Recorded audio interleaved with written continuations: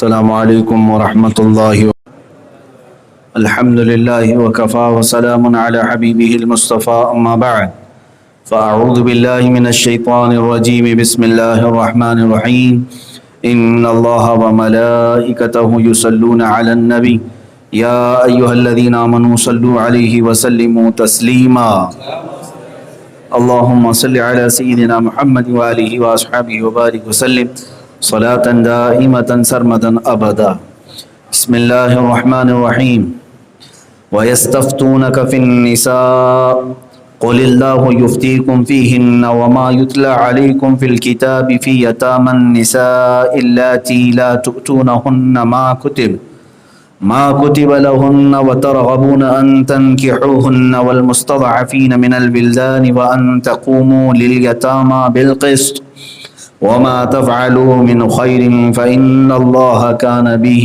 عليما صدق اللہ مولانا العظیم۔ اور تم سے عورتوں کے بارے میں فتویٰ پوچھتے ہیں، تم فرما دو کہ اللہ تمہیں ان کا فتویٰ دیتا ہے، اور وہ جو تم پر قرآن میں پڑھا جاتا ہے ان یتیم لڑکیوں کے بارے میں کہ تم انہیں نہیں دیتے جو ان کا مقرر ہے، اور انہیں نکاح میں بھی لانے سے منہ پھیرتے ہو، اور کمزور بچوں کے بارے میں، اور یہ کہ یتیموں کے حق میں انصاف پر قائم رہو، اور جو تم بھلائی کرو تو اللہ کو اس کی خبر ہے۔ یہاں سے رکوع بھی بدل گیا اور آیتیں دوسرے عنوان پر چل رہی ہیں۔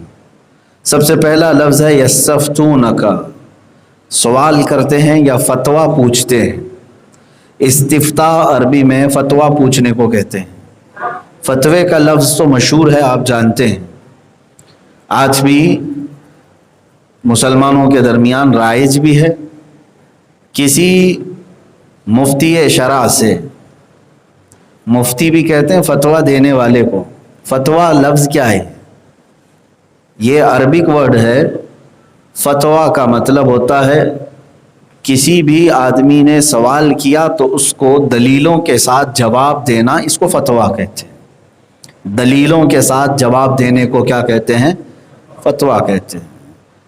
اب ہر جواب کو فتویٰ نہیں کہتے۔ مثال کے طور پر آپ کے ہاتھ میں گلاس بھر کر پانی تھا، میں نے پوچھا ٹھنڈا ہے یا گرم ہے، تو آپ نے جواب دیا ٹھنڈا ہے، تو اس کا مطلب یہ نہیں کہ آپ نے فتویٰ دیا ہے۔ آپ کے ہاتھ میں جو پانی تھا اس کی کیفیت خالی آپ نے بتائی، تو ہر سوال کے جواب کا نام فتویٰ نہیں ہوتا۔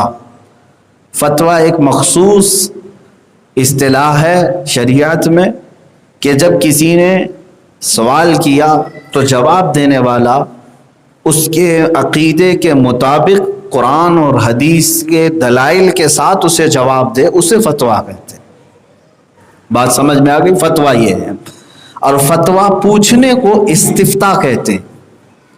آپ نے سوال مجھ سے کیا کہ عورت کے طلاق کے بعد عدت کتنی ہے، تو آپ نے یہ سوال کیا، بس میں نے جواب دیا قرآن اور حدیث کو کوٹ کرتے ہوئے، تو آپ سوال کرنے والے مستفتی کہلائیں گے، مستفتی، اور جواب دینے والا مفتی ہوگا۔ اب مستفتی بھی ایک گاڑھا لفظ لگ رہا ہے، یہاں مفتی ہی برابر نہیں پروناؤنسیشن ہوتا پاتا۔ اکثر لوگ مفتی، مکتی الگ الگ الفاظ استعمال کرتے ہیں، تو مستفتی یہ تو اور بھی ہارڈ لفظ ہے، لیکن پھر بھی آپ کو اصطلاح شرع بتانا میری ذمہ داری ہے۔ سوال پوچھنے والا وہ مستفتی ہوتا ہے اور جواب دینے والا وہ مفتی ہوتا ہے۔ اب یہاں پر قرآن پاک میں آیت آئی ہے یستفتونک فی النساء، اے محبوب یہ آپ سے عورتوں کے بارے میں فتویٰ پوچھ رہے ہیں۔ کون پوچھ رہا تھا؟ یہ صحابہ پوچھ رہے تھے، تو صحابہ مستفتی ہوئے، سوال کرنے والے۔ اب جواب دینے والا کون ہے؟ حضور پاک صلی اللہ علیہ وسلم جواب دے رہے ہیں، لیکن دلوا رہا ہے اللہ رب العزت۔ تو یعنی اللہ تبارک و تعالیٰ نے خود جواب دیا، تو استفتاء کا جواب اللہ تعالیٰ نے خود فرمایا، تو مفتی کا لفظ جو ہے جواب دینے کے لیے استعمال ہوا۔ اب دیکھیں اللہ تعالیٰ کیا فتویٰ دے رہا ہے۔ فتویٰ ضروری نہیں کہ ایک لیٹر پیڈ پہ آئے اور لکھ کر کے دے دیں.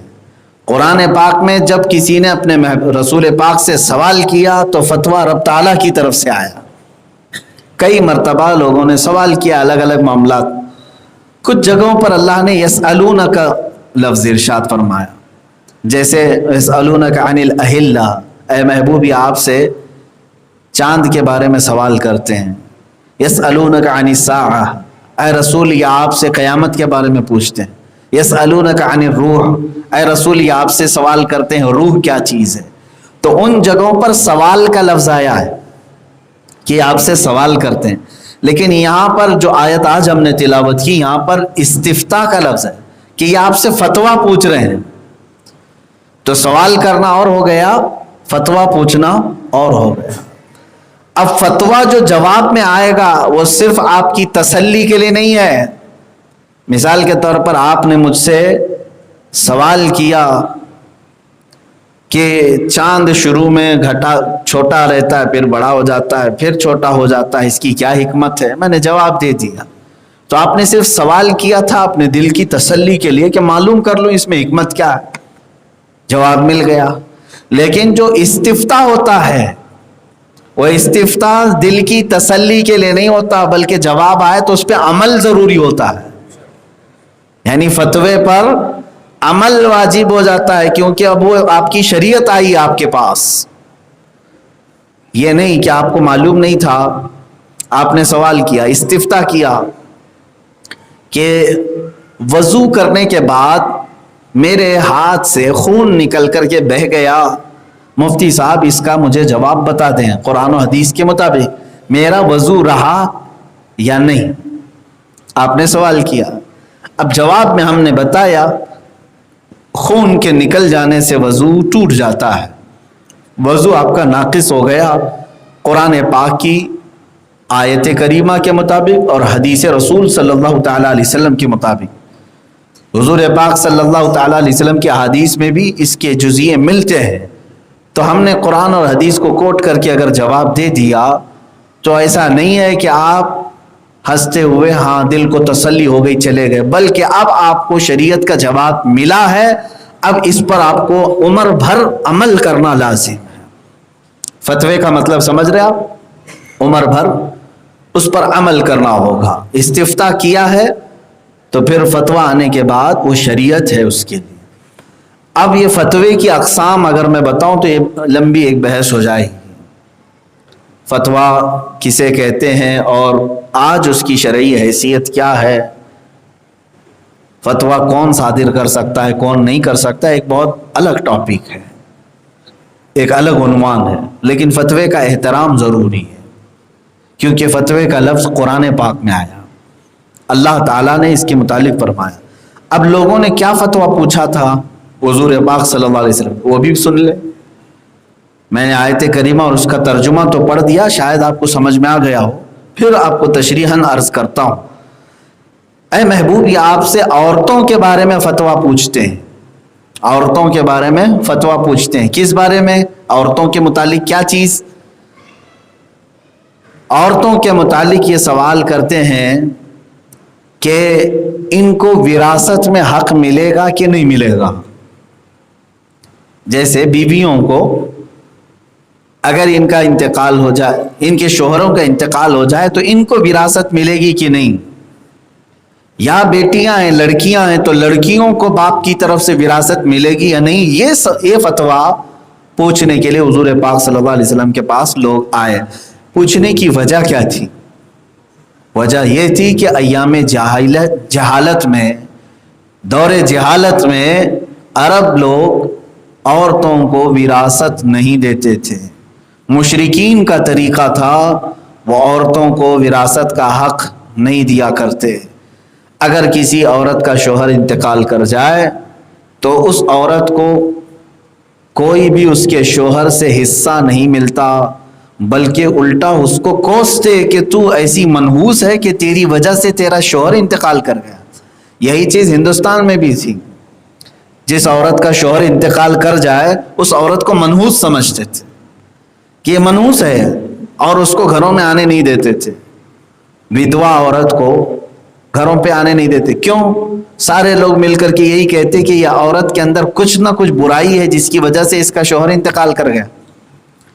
سارا بلیم اس عورت پر ڈالتے تھے کہ اس کے شوہر کے مرنے کی یہی وجہ ہے, یہ منحوس عورت ہے, یہ گھر میں قدم رکھی اور شوہر کا انتقال. یہ سب باتیں بناتے کون تھے؟ ظاہر سی بات ہے شوہر کی ماں, اس کی ساس, یہ سارے بکھیڑے کھڑے کر رکھ کے رکھتی کہ یہ میری بہو منحوس ہے, میرے بیٹے کو کھا گئی, یہ ڈائن ہے, یہ چڑیل ہے. یہ آج بھی الفاظ ہیں, آج بھی ہیں. یہ مشرکین کا زمانہ تھا, مشرکین عرب اس کے قائل تھے. اگر مسلمانوں میں کوئی اس طرح سے کرتا ہے, اللہ کی پناہ, وہ گناہ کبیرہ میں مرتکب ہے, بہت بھیانک گناہ میں. اگر اس کا الٹا ہو جائے تو تمہاری بہو مر گئی تو پھر کس کو بلیم کریں گے؟ تمہارا بیٹا منحوس تھا جس کی وجہ سے عورت چلی گئی؟ نہیں, یہ کبھی نہیں کہا جائے گا, یہ کبھی نہیں کہا جاتا. کیونکہ جاہلیت کے زمانے میں مشرکین کے ہاں چت بھی ان کا, پٹ بھی ان کا, سارا یہ نحوست کا جتنا بھی بلندہ ہے وہ عورتوں کے سر پر ڈالا جاتا تھا, مردوں کے نہیں. اب ایک چیز یہ بھی کہ ان کے شوہروں سے ان کو وراثت نہیں ملتی تھی. دوسری چیز ایک اور بھی تھی عرب میں رائج, وہ کیا ہے؟ کسی لڑکی کا باپ انتقال کر گیا, مالدار کی لڑکی تھی, اب یتیم ہو گئی. اب یتیم ہو گئی تو عرب کیا کرتے تھے, یتیم بچوں کو اپنی کفالت میں لے لیتے تھے. چلو میں پالتا ہوں اس کو, کیونکہ اب اس کی ماں کی دوسری شادی ہونا مشکل ہے, اب میں اس لڑکی کو لے کر کے پالتا ہوں.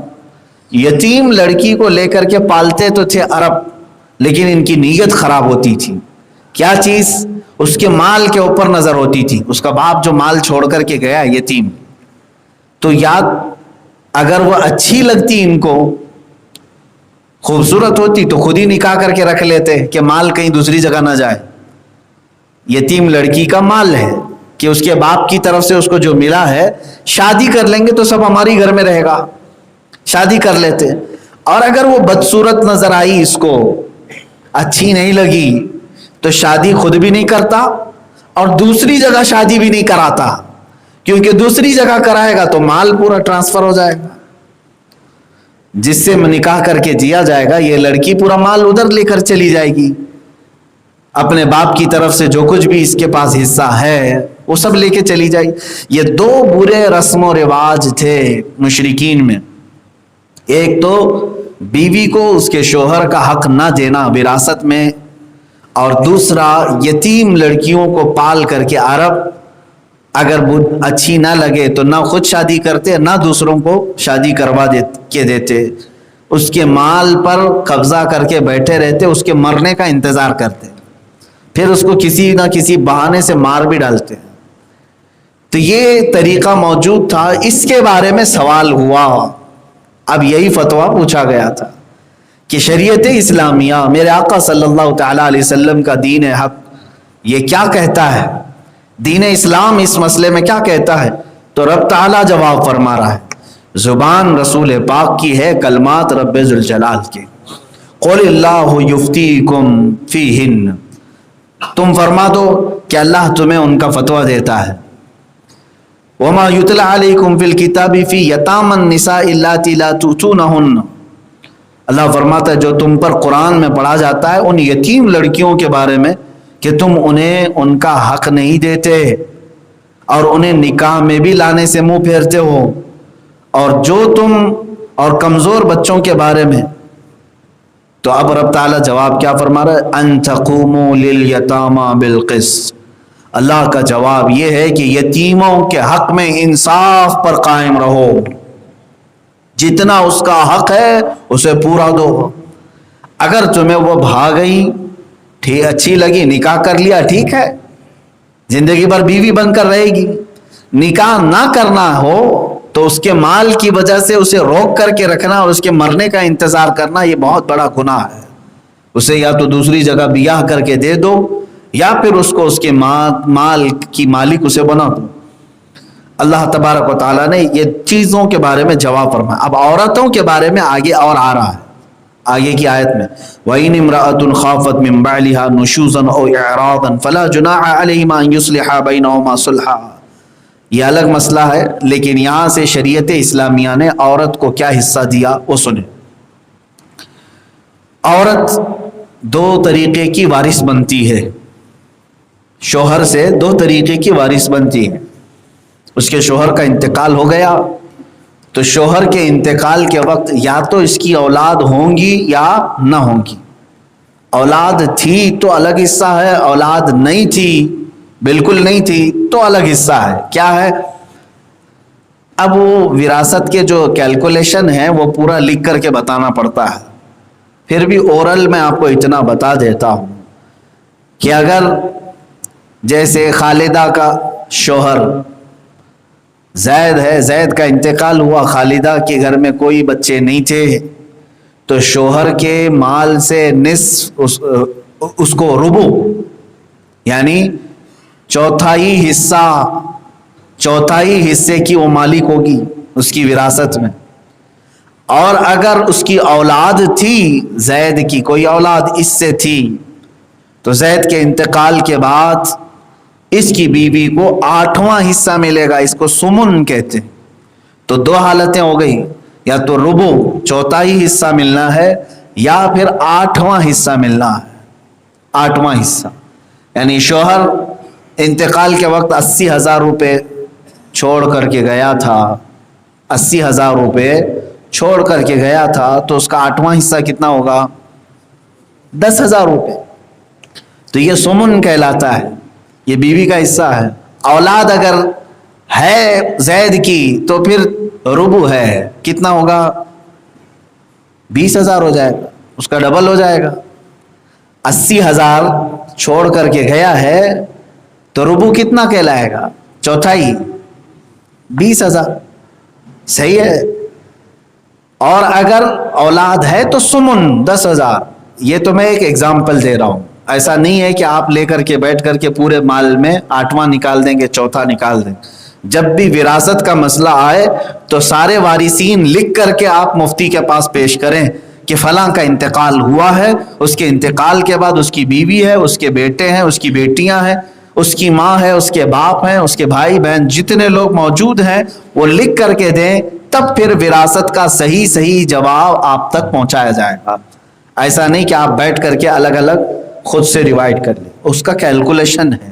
اور میں آپ کو بتا دوں، احکام جو شریعت کے ہیں، احکام وضو کے احکام ہیں نا، یہ نماز کے احکام ہیں، روزے کے احکام ہیں، روزہ کب سے کب تک رکھنا ہے، حج کے احکام ہیں۔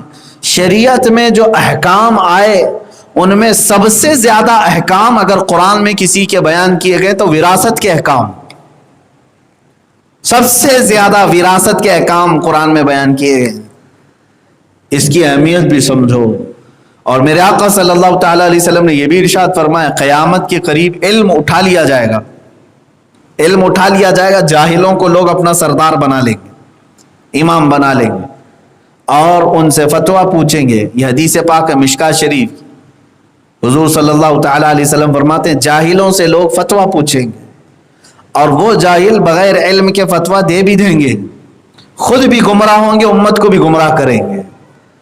تو علم اٹھا لیا جائے گا۔ اسی کے ساتھ میرے آقا صلی اللہ علیہ وسلم فرماتے ہیں سب سے پہلے جو علم اٹھایا جائے گا، علم تو بہت ہے نا، قرآن کا علم ہے، حدیث کا علم ہے، تفسیر ہے، فقہ ہے، اصول فقہ ہے، منطق ہے، فلسفہ ہے، جغرافک ہے، میتھمیٹکس ہے، الگ الگ علم ہے، سائنس ہے۔ علم اٹھا لیا جائے گا، علم زیادہ نہیں رہے گا۔ حضور نے فرمایا ان علوم میں سب سے پہلے جو علم اٹھایا جائے گا وہ وراثت کا علم ہے۔ وراثت کا علم اٹھا لیا جائے گا، سب سے پہلا جو اٹھائے جانے والا علم۔ آج آپ کو میں بتاؤں، میرے اپنے اندازے کے مطابق اگر 100 علماء موجود ہوں، جاہلوں کی بات ہی نہیں کر رہا ہوں، علماء کی بات کر، جو 12 سال پڑھ کر کے عالم فاضل مکمل ہو چکے ہوں، ان میں 100 علماء ہوں تو وراثت کے مسائل لکھ کر کے دینے والے شاید 5 ہوں گے یا 10 ہوں گے زیادہ سے زیادہ۔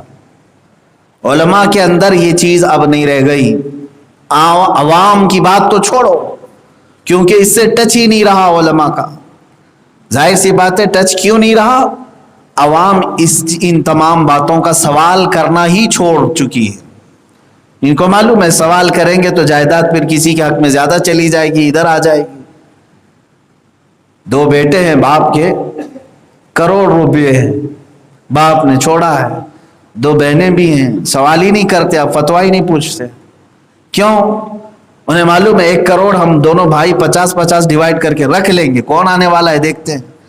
اب فتویٰ پوچھیں گے تو پھر شریعت بتائے گی کہ تمہاری 2 بہنیں جو بیاہ کر کے گئی ہیں ان کا بھی تمہارے باپ کے مال میں حق ہے، ان کا بھی حق ہے. اب ظاہر سی بات ہے اب پھر مال میں 2 کی بجائے اب 3 حصے ہو جائیں گے، 3 حصے ہو جائیں گے. تو 3 حصے معمولی نہیں ہوتے، یہاں 50-50 جو مل رہے تھے وہ ڈائریکٹ 30 پہ آ جاتے ہیں. اور دل پر جو ہے سانپ لوٹنے لگتا، ارے یہ بہنوں کو 30 لاکھ دینا پڑے گا. شادی بھی دھوم دھام سے کر کے دیے، جہیز بھی دیا، سب کچھ دیا، پھر اب باپ کی پراپرٹی میں سے 30 لاکھ بھی دینا پڑے گا. اے میرے عزیز یہ دے دو آج خیر ہے، ورنہ قیامت کے دن 1 درہم کی وجہ سے لوگ جہنم میں جا رہے ہوں. 1 درہم کی وجہ سے بہنوں کا حق یا عورتوں کا حق جو دبا کر کے بیٹھا ہے. حدیث پاک میں یہ بھی ملتا ہے قیامت کے دن اس کا پیٹ اتنا بھاری ہوگا کہ زمین تک لٹک رہا ہوگا، وہ حرام کھایا ہوا ہے. اور دوسری آیتیں ہیں جس میں اللہ نے فرمایا ہے کہ اس کے پیٹ میں جہنم کی آگ ہی بھری جائے گی. یہی اس کے لیے زیادہ بہتر ہے جو دوسروں کا حق کھایا ہے، یتیموں کا حق کھایا ہے. عورتوں کے معاملات میں جو آج ڈاواں ڈول رہتے ہیں، ارے چھوڑو دیکھیں گے. بعض لوگ تو اب یہ کہتے ہیں کہ نہیں فتویٰ نہیں، ہم جا کر کے کورٹ سے حل کر لیں گے مسئلہ، کورٹ میں ہم ڈال دیں گے. کورٹ میں ان کو معلوم ہے کہ 10 سال کھینچیں گے تو 1 کروڑ تو 10 سال تک یوز کر ہی لیں گے، پھر دیکھا جائے گا. 10 سال گزر جائیں گے، 12 سال گزر جائیں گے، اور کورٹ ایک تھوڑی نہ ہے. سیشن کورٹ ہو تو پھر ڈسٹرکٹ کورٹ میں جائیں گے، ڈسٹرکٹ کے بعد پھر ہائی کورٹ میں جائیں گے، ہائی کورٹ کے بعد پھر سپریم. 35 سال تو ویسی لائف گزر جائے گی. یہ بھی کئی لوگوں کی اس طرح کی بری نیتیں ہوتی ہیں، لیکن انہیں معلوم نہیں سپریم کے بعد ایک احکم الحاکمین کی بھی کورٹ ہے. وہ عدالت عالیہ میں تو تجھے پہنچنا ہی ہے، وہ اس وقت تو پہنچے گا جب تیری سانسیں اکھڑ رہی ہوں. دینا چاہ رہا ہوگا لیکن تیرے پاس ہوگا کچھ نہیں. اور ایک بات یہ بھی یاد کر لیں، بہنیں نرم دل ضرور ہوتی ہیں لیکن قیامت کے دن یہ معاف نہیں کریں گی. ان کے بارے میں بھی ہے، ان سے کہے گا بھائی کہ میں تیری شادی کیا، تجھے گھر پر بلاتا رہا، کھلاتا پلاتا رہا، باپ کے مال میں سے تھوڑا تجھ کو نہیں دیا، کوئی بات نہیں، آج تو مجھے معاف کر دے.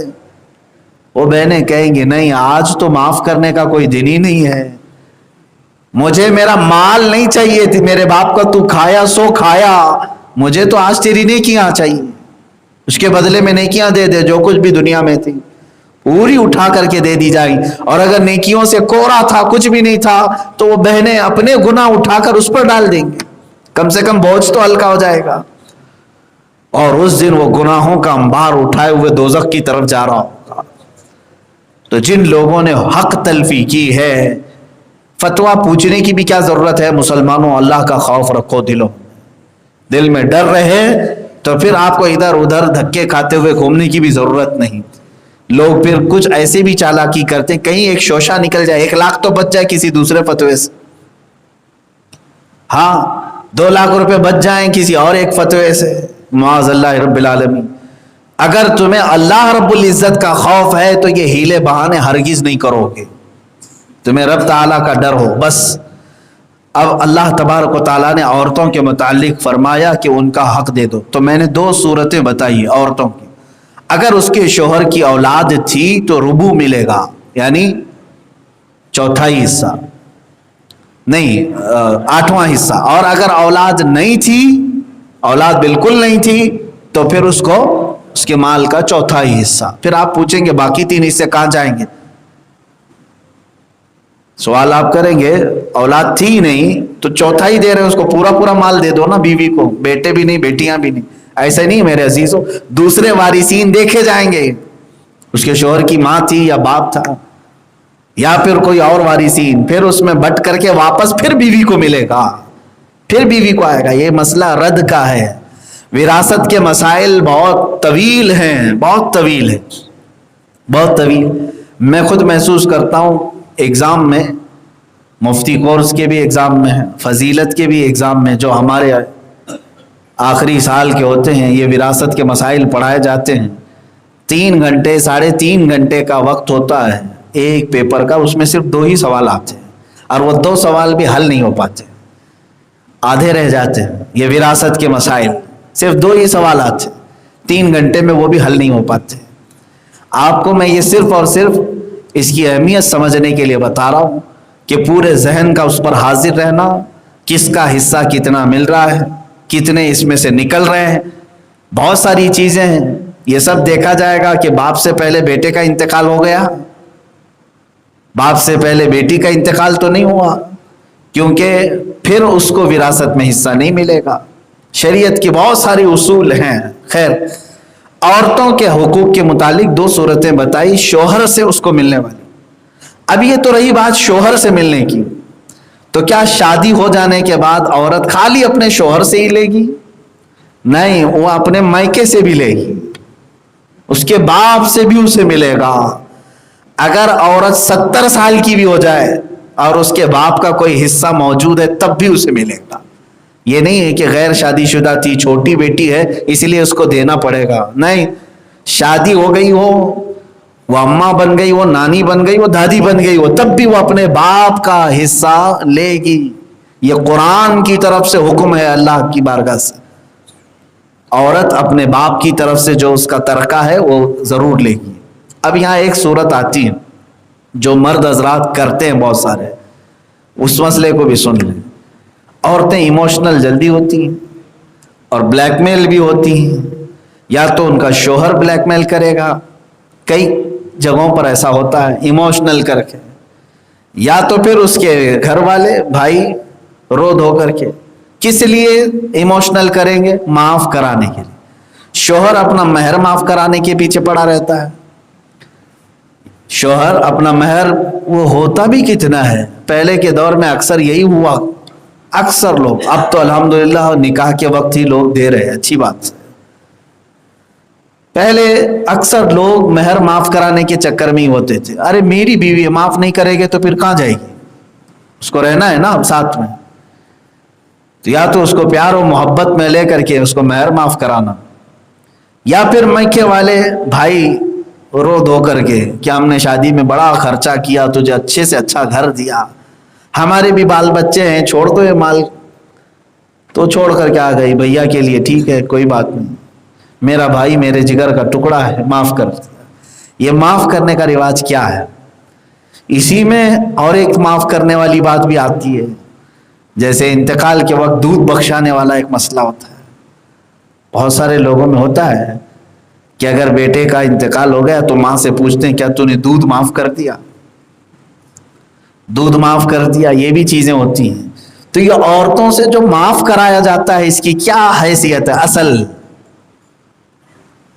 شریعت اسلامیہ میں کیا ہے؟ میرے عزیزو، تینوں صورتیں ناجائز ہیں.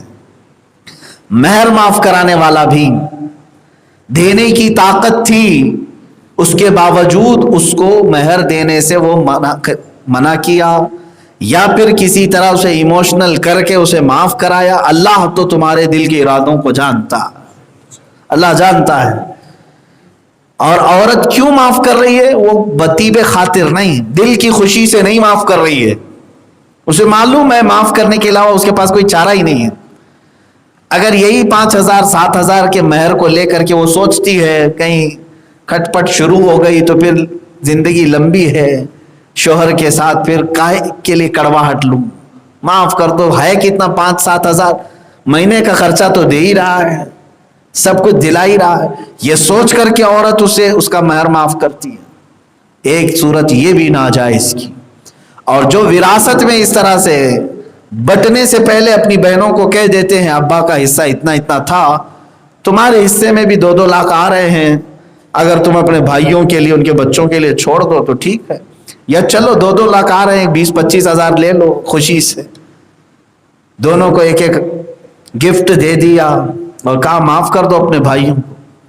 یہاں پر بھی وہ عورت دباؤ میں آ کر کے کہ اس کو میکے سے اپنا تعلق برقرار رکھنا ہے کہ بھائی ہیں اور ماں باپ کا کمایا ہوا ہے، صحیح کہہ رہے ہیں، یہ شادی میں خرچہ بھی کیا ہے انہوں نے، اسی لیے میں چھوڑ دیتا ہوں۔ یہ معاف کرنا بھی ان کے لیے جائز نہیں، عورتوں کو یہ معاف کرنا بھی جائز نہیں، اور اس طرح کے معاف کرانے کا کوئی طریقہ ہے ہی نہیں شریعت میں۔ تیسرا بھی میں بتا دوں، یہ دودھ بخشوانے کا معاملہ بھی بالکل غلط ہے۔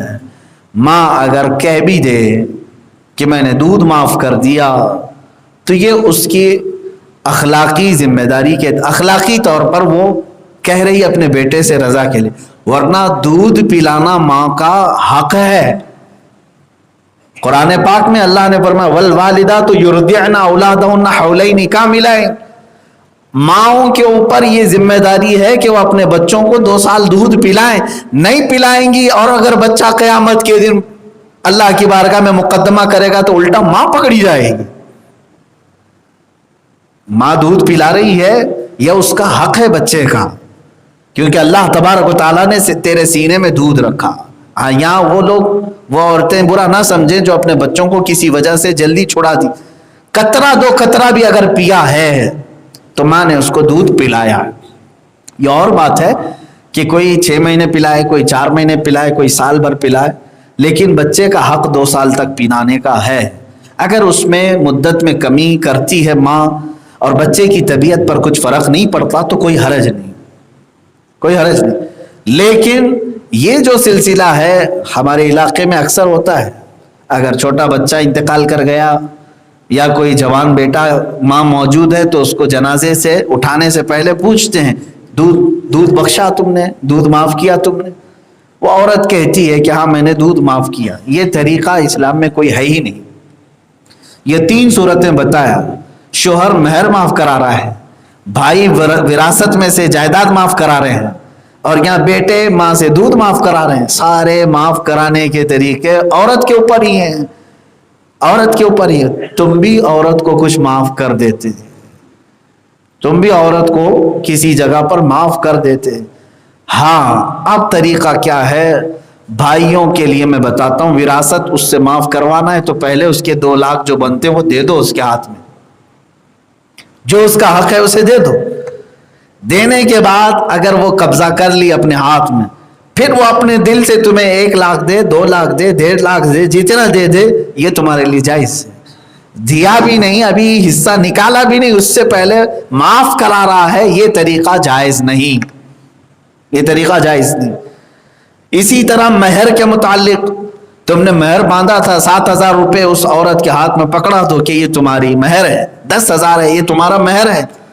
عورت اسے قبول کر لی، وہ مالک ہے، اس میں اور 3,000 بڑھا کر کے بھی اگر تم کو چاہے تو ہدیہ دے سکتی ہے واپس، کوئی حرج نہیں، ہدیہ پھر دے سکتی ہے، لیکن مہر دیا ہی نہیں اس سے پہلے معاف کرا رہا ہے۔ اس میں تو بڑا سخت حکم ہے، مہر نہ دینے کی نیت رکھا تو زندگی بھر زنا کا گناہ کیا اس نے۔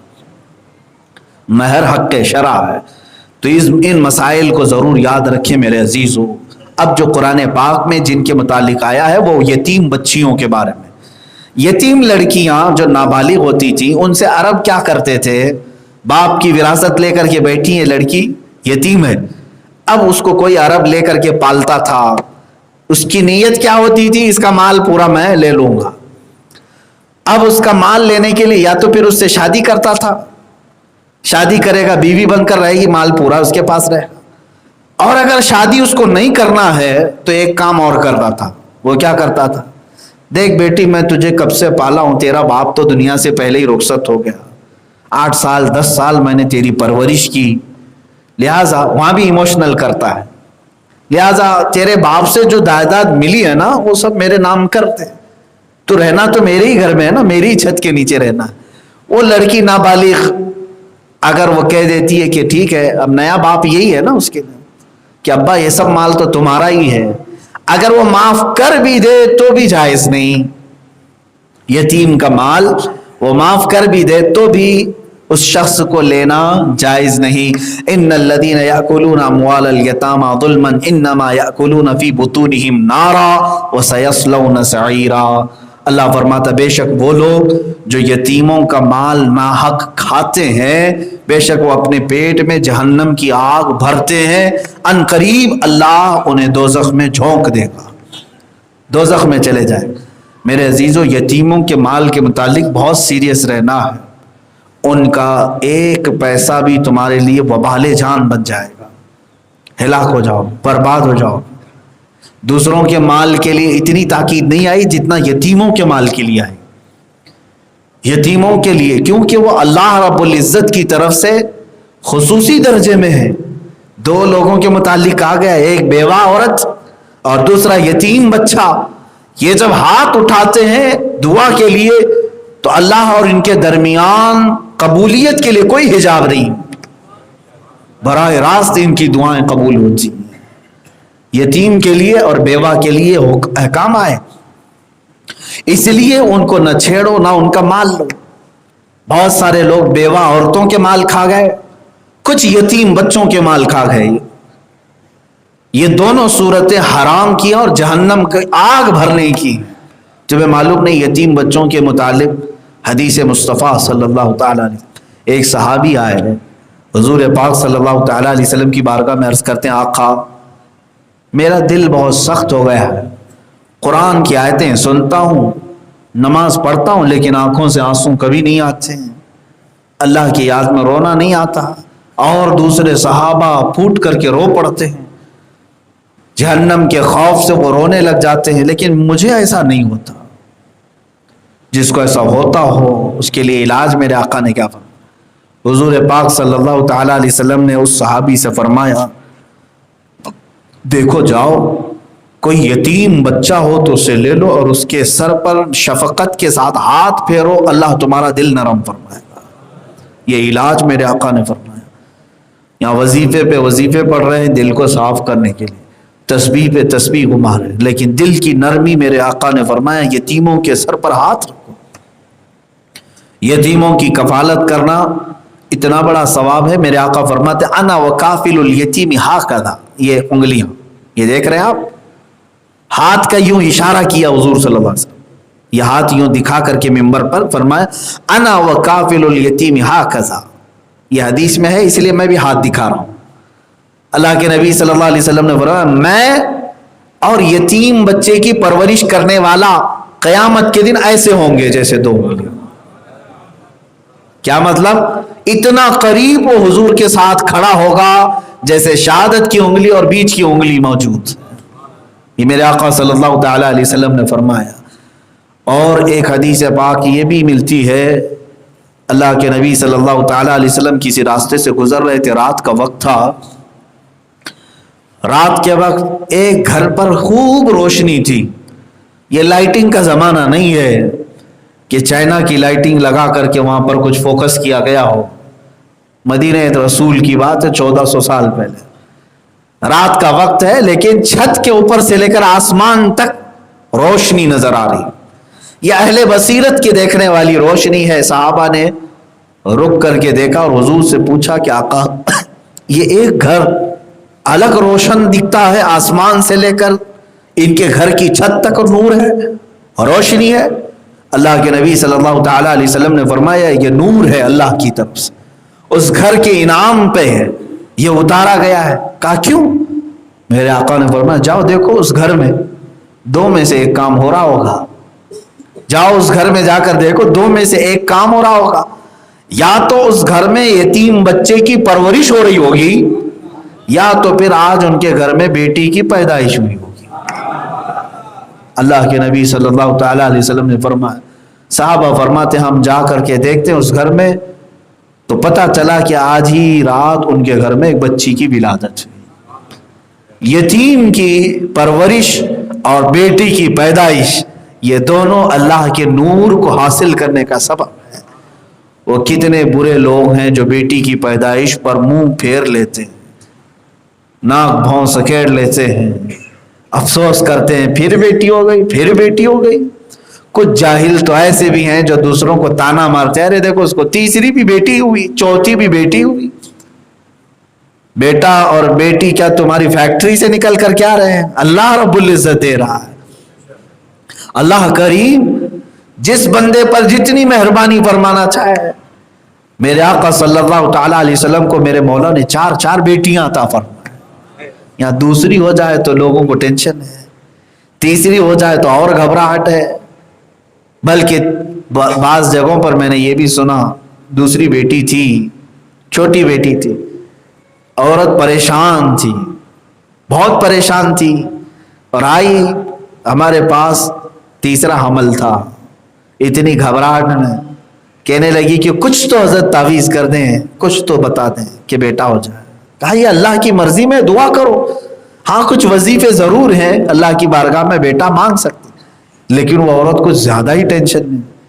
اس نے کہا کہ بات دراصل یہ ہے، میرے شوہر نے مجھے دھمکی دی اگر تیسری بیٹی ہوئی تو اسی دن طلاق دوں گا، اسی دن میں چھوڑ دوں گا. میں یہ 9 مہینے کیسے گزاروں، یہ بہت پریشانی کے ہیں. یہ کئی جگہ کے معاملات ہیں میرے عزیز.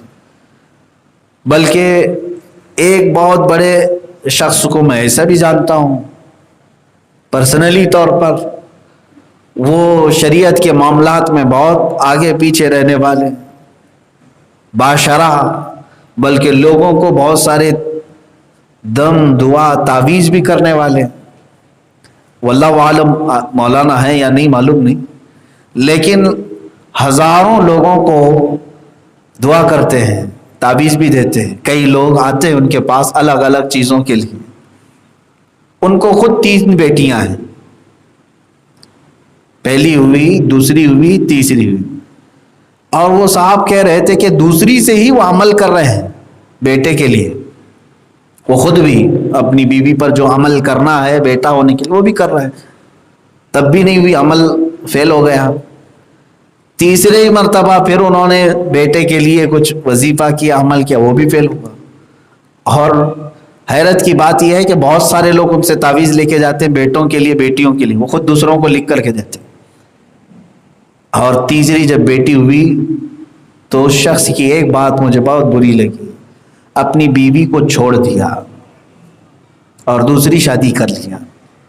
دوسری شادی کر کے لے آیا، اس کے ساتھ گھومتا رہا، پھرتا رہا. میں نے اس سے پکڑ کر کے ایک ہی بات پوچھی تھی، کیا اب تجھے گارنٹی ہے کہ یہ دوسری والی سے لڑکا ہی ہوگا؟ یہ گارنٹی ہے؟ اور اگر اس کو بھی وہی ہوا تو کیا کرو گے؟ کہا وہ دیکھا جائے گا. اتفاق کی بات ہے ابھی پچھلے سال خبر ملی کہ اس سے بھی بیٹی ہوئی. تم اللہ رب العزت کی قانونی اور اس کے دستور سے چھیڑ چھاڑ نہ کرو. رب تبارک و تعالیٰ نے تمہیں جو دیا ہے کیا وہ کم ہے؟ مجھے ایک اور حکایت ملی تھی، ایک بہت بڑے کروڑ پتی شخص کا انتقال ہوا تھا. 4 بیٹے تھے اس کے، ایک بیٹی تھی. 4 بیٹے، ظاہر سی بات ہے جب جنازہ اٹھا رہے تھے تو وہ اتنا بڑا کروڑ پتی شخص تھا کہ 4 بیٹوں کے حصے میں جو وراثت آئی تھی وہ خود کروڑوں کی تھی. ایک ایک بیٹے کو تقریباً 40 کروڑ کا مال، جائیدادیں سب آئی تھی. اور جنازہ جب اٹھانے کے لیے نماز کے بعد لوگ آئے، اچانک ایک قبیلے والے، ایک خاندان والے آئے. انہوں نے بھرے مجمع میں اعلان کیا کہ یہ صاحب جن کا انتقال ہوا ہے ان پر ہمارا قرضہ ہے، ہمارے ان کے ساتھ ڈیل ہوئی تھی، لین دین ہوا تھا، تو ان کے بیٹے وغیرہ اگر ان کی ساری چیزیں ہیں تو ہمارا حساب کتاب کر دیں. وہ آئے، 1000 2000 لاکھ 2 لاکھ کی بات ہو تو الگ بات ہے. ان لوگوں نے 1.25 کروڑ کا مطالبہ کیا. یہ ریئل بات میں آپ کو بتا رہا ہوں، کوئی لطیفہ نہیں ہے، حقیقت میں 1 کروڑ 25 لاکھ کا انہوں نے مطالبہ کیا اور اپنے حساب کتاب بتایا. لڑکے جو تھے انہوں نے کہا ابھی تو ہمارے باپ کی وراثت بھی نہیں بٹی. فلاں چیزیں ہیں، ابھی تو حساب کتاب ہونا ہے، ظاہر سی بات ہے وارثہ بٹھایا جاتا ہے، بہت سارے معاملات طے ہونے ہیں، آپ لوگ بعد میں دیکھ لیجئے۔ وہ ضد پہ آ گئے کہ اگر یہ جنازہ چلا گیا تو پھر ہمارے 1.25 کروڑ کا کون ذمہ دار۔ ہنگامہ ہونے لگا جنازے میں ہی، بہت بڑے حویلی کا مالک یہ شخص۔ تو پھر اچانک جنازے کے پاس ایک خاتون آئی، آ کر کے اس نے کہا کہ اس کا جو کچھ بھی ہے حساب کرو، جنازہ مت اٹھاؤ، حساب کرو۔ حساب کرایا گیا۔ وہ عورت اپنے زیورات، اپنے کچھ جائیداد کے پیپر سب لے کر کے وہاں بیٹھی، 1.25 کروڑ کی قیمت اس نے وہیں ادا کی، اور جو خاندان والے، جو قبیلے والے ہر جانے کا مطالبہ کرنے آئے تھے وہ سب لے لیے زیورات اس نے۔ اور اس کے بعد جنازہ اٹھا، لوگوں نے پوچھا یہ خاتون کون ہے؟ کہا یہ اس کی تنہا بیٹی تھی، یہ اس میت کی بیٹی تھی جس کو شادی کر کے تو دے دیا، لیکن باپ نے یہ کہا تھا، اللہ کی باپ نے کہا تھا کہ میری جائیداد میں میری بیٹی کا کوئی حصہ نہیں، جو کچھ بھی دینا تھا میں نے اس کی شادی میں دے دیا، جو کچھ بھی دینا تھا میں نے اس کی شادی میں دے دیا۔ یہ میرے 4 بیٹے ہیں، یہی میری فیکٹری بھی چلائیں گے، میری کمپنی کے بھی یہی مالک ہیں، گھر کے اور کھیتوں کے جائیداد کے یہی مالک ہیں۔ باپ نے یہ وصیت کی تھی، اور بیٹی بھی اس بات پر راضی تھی کہ ٹھیک ہے، وہ بھی ایک اچھے گھر پر شادی ہو کر گئی تھی۔ اس نے کہا مجھے اس میں کوئی حرص نہیں، باپ نے جو فیصلہ کیا میرے 4 بھائیوں کے لیے ٹھیک ہے، اچھا ہے، وہ راضی برضا تھی۔ لیکن جنازہ اٹھنے سے پہلے اسی خاتون نے، اسی بیٹی نے اپنے زیورات پورے اپنے باپ کے قرضے کے لیے دیے، اور یہ کہا کہ میری شادی میں میرے ابا نے مجھے یہ ہار پہنایا تھا، مجھے فلاں زیور دیا تھا، آج ان کے جنازے کے لیے کیا میں یہ زیور نہیں دے سکتی؟ عزیزان گرامی وقار، یہ وہ لوگ ہیں جو بیٹیوں کے پیدا ہونے پر اپنے بھویں الٹی کر لیتے ہیں، چہرہ بگاڑ لیتے ہیں۔ تمہیں معلوم نہیں کہ تمہاری محبت بیٹیوں کے دلوں میں اللہ کتنی رکھا ہے۔ کئی ایسے ہیں جو باپ آج بھی بستروں پر تڑپ رہے ہیں، ان کے بیٹے اپنی بیویوں کو لے کر رفو چکر ہو گئے ہیں، بیٹی اپنے سسرال سے تھوڑا سا وقت نکال کر کے اپنے بوڑھے باپ کے پاس آتی ہے، اسے روٹی کھلاتی ہے اپنے ہاتھ سے، پھر شام میں واپس چلی جاتی ہے۔ کیا یہ ہزاروں گھروں کے رواج نہیں ہے؟ یہ سب حالات دیکھنے کے باوجود بھی بیٹیوں کے ساتھ ظلم کا معاملہ نہ کرو۔ وہ تمہارا کچھ نہیں کھاتی اور نہ تمہارا کچھ لے کر جاتی۔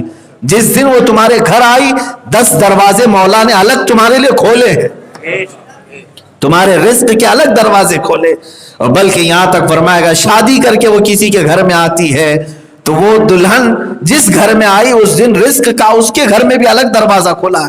تمہارا اپنا کیا کھا رہی ہے، اور رب تبارک و تعالیٰ کی طرف سے اپنا رزق لے کر کے آ رہی ہے۔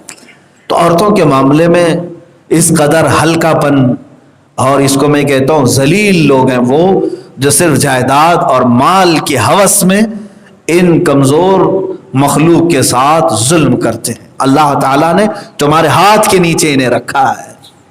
میرے عزیزو، اللہ کے حبیب صلی اللہ تعالیٰ علیہ وسلم نے بھی یہ ہمیں اپنی زندگی پاک میں بتا دیا کہ پوری کائنات میں یہ اصول ہے، یہ دستور ہے کہ نسل سب کے بیٹوں سے چلتی ہے، لیکن میرے مصطفیٰ کی نسل ان کی بیٹی سے چلی۔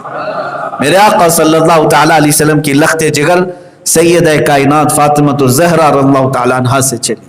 اور تمہیں معلوم ہے حضور پاک صلی اللہ تعالیٰ علیہ وسلم کا جو کچھ بھی مشقت کا زمانہ تھا، اس زمانے میں حضرت فاطمہ کیا کرتی تھی؟ سیدہ فاطمہ الزہرا رضی اللہ تعالیٰ عنہ اپنے باپ کے ہر بوجھ کو اٹھانے کے لیے روزانہ دعا کرتی تھی۔ آپ کو معلوم ہے کہ حضور جب سجدے میں جا کر رو رہے تھے اتنا کہ سر نہیں اٹھاتے تھے، صحابہ نے بارہا کہا کہ میرے آقا سر اٹھا لے، حضور نے کسی کی بات پر سر نہیں اٹھایا۔ اپنی بیٹی فاطمہ الزہرا آئی اور کندھے پر ہاتھ رکھ کر کے اتنا کہا، اے اللہ کے نبی آپ اپنی امت کے لیے رو رہے ہیں، اپنی امت کی بخشش کے لیے رو رہے ہیں؟ فاطمہ آپ کی بیٹی آپ سے یہ وعدہ کرتی ہے جب تک زندہ رہے گی کوئی رات نہیں سوئے گی، آپ کی امت کے لیے دعا کرے گی۔ میرے آقا اپنا سر اٹھا لیتے ہیں، اپنی بیٹی کے ایک بات پر میرے آقا نے سجدے سے سر اٹھایا۔ اندازہ کرو میرے عزیزو، سید کائنات فاطمہ الزہرا رضی اللہ تعالیٰ عنہا نے جو اشعار لکھے ہیں وہ میں پڑھ بھی نہیں پاتا ہوں، اکثر میں نے کوشش کیا لیکن جذبات بھر آتے ہیں۔ جس دن میرے آقا صلی اللہ تعالیٰ علیہ وسلم کو صحابہ نے اپنے کندھوں پر اٹھا کر کے قبر اطہر میں رکھا اور پھر مٹی دے کر کے آئے تھے، حضرت فاطمہ نے 4 اشعار کہے تھے، 4 اشعار وہ دل کو چھونے والے ہیں۔ انہوں نے جو صحابہ کو مخاطب کر کے کہا تھا، کیا تم نے آسمان کے آفتاب کو زمین کے نیچے دبایا؟ میرے باپ رسول مختار صلی اللہ تعالیٰ علیہ وسلم کے اوپر مٹی ڈال دی گئی، یہ ان کا غم تھا، اور یہ بیٹی ہی تھی حضور کی جو حضور کی جدائی کے غم میں 6 مہینے سے زیادہ زندہ نہیں رہی۔ حضور کی وفات ربیع الاول شریف کو ہوئی۔ ربیع الاول شریف میں ایک روایت میں 12 اور ایک میں 13 ربیع الاول کو حضور کی وفات ہوئی۔ ربیع الاخر، جمادی الاول، جمادی الاخر، رجب، شعبان اور رمضان میں حضرت فاطمہ کا انتقال ہوا۔ حضور کی عمر تو 63 سال کی تھی، سیدہ کائنات فاطمہ الزہرا 30 سال کی بھی بہاریں نہیں دیکھی۔ حضور پاک صلی اللہ تعالیٰ علیہ وسلم کی وفات کے غم میں وہ دنیا سے گئی ہیں، اور کوئی بیماری نہیں تھی حضرت فاطمہ کو، کوئی بیماری نہیں۔ باپ کا درد جو بیٹیوں کے اندر ہوتا ہے وہ سب کے اندر نہیں ہوتا۔ آج ہمارے پاس بھی ہم نے دیکھا ہے ان کی تڑپ، ان کی آہیں، ان کی دعائیں، ان کی سسکیاں جو بیٹیاں اپنے باپ کے لیے کرتی ہیں۔ ارے وہ بیاہ کر کے دوسرے گھر میں چلی گئی، وہاں پر بھی سجدے میں اپنے ماں باپ کے لیے دعا کرتی رہتی، پھر کیوں ان کو وراثت سے محروم کیا جاتا ہے؟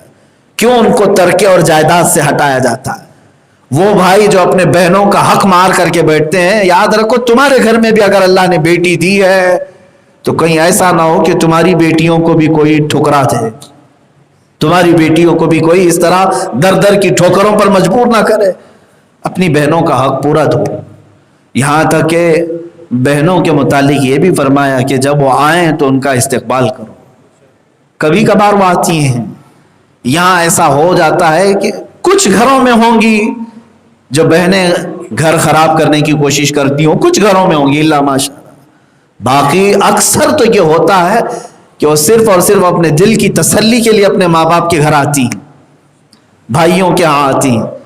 جانتے ہیں آپ حضور پاک صلی اللہ تعالیٰ علیہ وسلم بیٹھے ہوئے تھے، صحابہ بیٹھے ہیں، ایک خاتون آئی حضور پاک صلی اللہ تعالیٰ علیہ وسلم کے پاس، اور وہ بھی قید ہو کر کے آئیں، قید ہو کر کے۔ ایک جنگ ہوئی تھی، اس جنگ کے بعد اپوزٹ والے سب حضور کی بارگاہ میں، ایک خاتون اس میں آگے آئی، حضور کے پاس بڑھ کر کے اس نے کچھ کہا، اللہ اکبر، میرے آقا صلی اللہ تعالیٰ علیہ وسلم اپنی چادر بچھائے، وہ بیٹھ گئی۔ اس کے بعد کہا ہے میرے صحابہ مال غنیمت کچھ ہے؟ کہا حضور یا اتنا مال غنیمت آیا ہے، ہزاروں بکریاں تھیں، تو اس میں کئی 100 بکریاں نکالی، اس خاتون کو دیا، کہا اے خاتون یہ میں تجھے مالک بناتا ہوں، لے جا۔ وہ اتنی ساری بکریوں کو ہانکتے ہوئے اپنی قبیلے کے پاس آئی۔ اس کے قبیلے نے پوچھا ہم تو قیدی تھے نا، جنگ میں پکڑے ہوئے لوگوں کو کوئی مال دیتا ہے، کوئی بکریوں سے نوازتا ہے؟ تو اس خاتون نے کہا تمہیں معلوم نہیں، وہ محمد الرسول اللہ، محمد صلی اللہ تعالیٰ علیہ وسلم۔ پوچھا کہ تمہارا کیا ایسا کام تھا جس کی وجہ سے انہوں نے تمہیں اتنی بکریاں دی؟ اب یہاں سنیں، صحابہ نے حضور سے پوچھا کہ آقا وہ اپوزٹ قوم سے آئی ہوئی ایک خاتون کو آپ نے اتنی بکریاں دے دی؟ اللہ کے نبی صلی اللہ علیہ وسلم فرماتے ہیں اے میرے صحابہ اس چیز میں مجھ سے نہ الجھو، اس لیے کہ وہ میری ماں حلیمہ سعدیہ کی بیٹی شیمہ تھی جو میری بہن ہے، وہ میری بہن ہے، سگی بہن نہیں ہے، سگی بہن نہیں ہے، حضور کی کوئی سگی بہن نہیں، نہ کوئی سگا بھائی، آپ اکلوتے ہیں حضرت بی بی آمنہ سے، لیکن جن کے گھر میں حضور 2 سال دودھ پیے، ماں حلیمہ سعدیہ، ان کی ایک بیٹی تھی ان کے شوہر سے شیمہ، جو بچپن میں میرے آقا کو گود میں لے کر کے آتی تھی اور رات کے وقت بیٹھ کر کے کھلاتی تھی، اور بکریوں کے ساتھ بھی حضرت شیمہ حضور کے ساتھ جاتی تھی، وہ عمر میں بڑی تھی حضور پاک صلی اللہ علیہ وسلم کو اپنا وہ زمانہ یاد آیا، یہ میری اپنی بڑی بہن ہے، بڑے زمانے کے بعد آئی، تو کیا میں اس کے اعزاز میں کچھ بکریاں نہیں دے سکتا؟ یہ رحمت عالم صلی اللہ تعالی علیہ وسلم ہے، جنہوں نے دودھ شریک بہن کو بھی گھر آنے کے بعد خالی ہاتھ جانے نہیں دیا، بلکہ اس کو جو ملا اتنا نواز کر کے دیا۔ یہاں کچھ لوگوں کے متعلق سنا ہے، بہن آئے تو ہانڈیاں ڈھانک دو، گھر میں سامان چھپا دو کہ اس کی نظر پڑے گی، پتہ نہیں سب لے کر کے نہ چلی جائے، کھا کر کے نہ چلی جائے۔ اگر اس کا دل رکھنے کے لیے تم نے کچھ ایک دن کھلا بھی دیا تو میرے عزیزو اس کا بہت بڑا اجر اللہ کی طرف سے تمہارے لیے ہے۔ بہرحال آیت کریمہ میں یتیم بچیوں کے لیے، عورتوں کے لیے اور بہنوں کے لیے اللہ تعالیٰ نے فرمایا ان تقوموا، تم قائم رہو یتیموں کے معاملے میں بالقسط، انصاف کے ساتھ، انصاف کے ساتھ قائم رہو۔ شریعت نے جو تمہارے اوپر احکام نافذ کیے اسی پر چلو، اسی میں تمہاری بھلائی۔ مشرکین کو نہ دیکھو، کافروں کو نہ دیکھو، وہ اپنی بہنوں کو دیتے ہیں کہ نہیں دیتے، وہ اپنی بیویوں کو دیتے ہیں کہ نہیں دیتے، یہ مت دیکھو، تم یہ دیکھو میرے رسول پاک نے مجھے کیا حکم دیا۔ اللہ کے حبیب کی شریعت میرے لیے دنیا بھی ہے، یہی آخرت بھی ہے۔ اللہ تعالی ہم سب کو شریعت مصطفیٰ صلی اللہ علیہ وسلم پر عمل کی توفیق عطا فرمائے۔ وآخر دعوانا الحمد